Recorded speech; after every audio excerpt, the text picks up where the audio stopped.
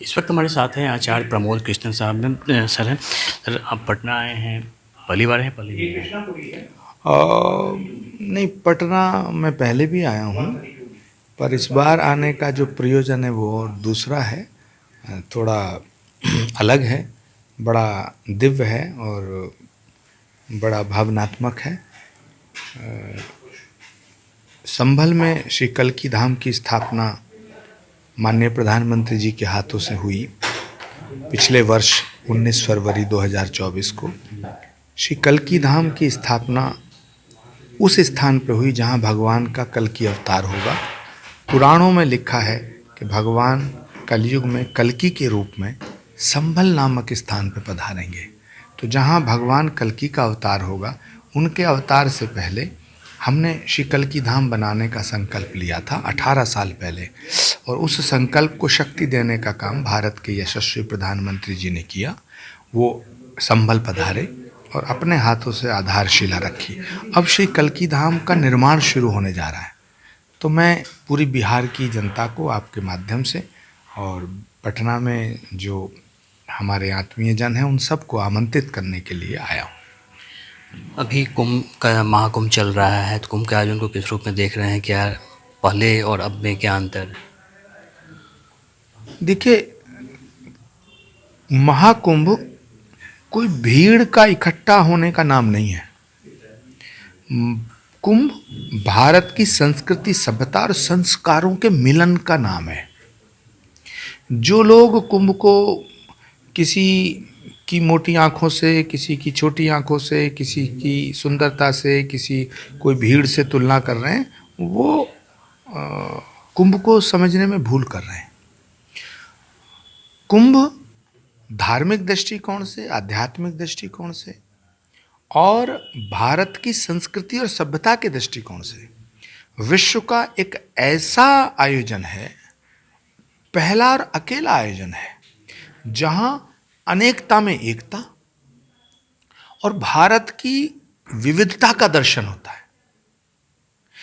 जहां मर्यादा पुरुषोत्तम भगवान श्री राम से देवादिदेव महादेव और सनातन संस्कृति जो पूरे विश्व के अंदर वसुधैव कुटुंबकम का उद्घोष करती है, उसका दर्शन करने का नाम कुंभ है।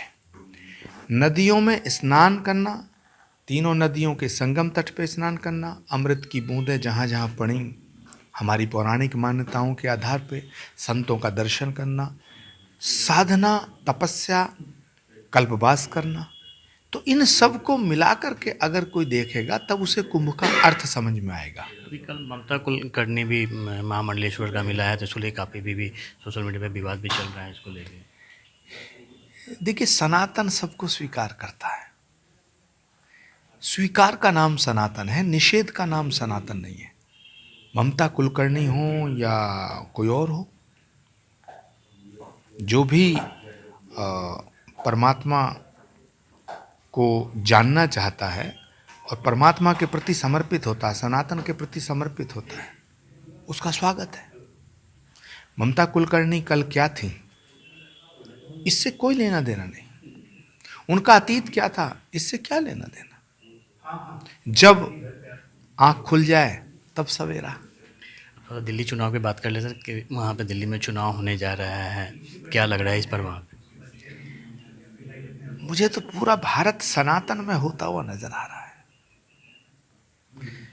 और ये अच्छी बात है, भारत के बिना सनातन की कल्पना भी नहीं की जा सकती है, और सनातन के बिना भारत की कल्पना नहीं की जा सकती है। सनातन है तो भारत है, भारत है तो सनातन है। तो बाकी अरविंद केजरीवाल जी बहुत ही ताकतवर, कद्दावर और जमीन से जुड़े नेता हैं। युद्ध चल रहा है, अब किसको विजय श्री मिलेगी, कौन हारेगा, ये तो समय बताएगा, दिल्ली की जनता तय करेगी। चूँकि चुनावी मंजर में रावण राम की भी चर्चा होने लगी है, कौरव पांडव की भी चर्चा होने लगी है। देखिए, कौरव पांडव हमेशा से थे, राम रावण हमेशा से थे, और आज भी हैं, आज भी हैं।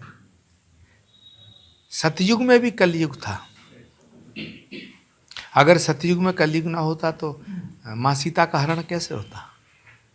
द्वापर में भी कलयुग था।